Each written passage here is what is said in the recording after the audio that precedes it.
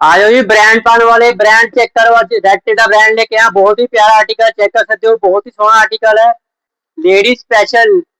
आज लेडीज लिए धमाका लेके आया धमाका ऑफर पहला चेक करो आर्टिकल आज चेक करो आर्टिकल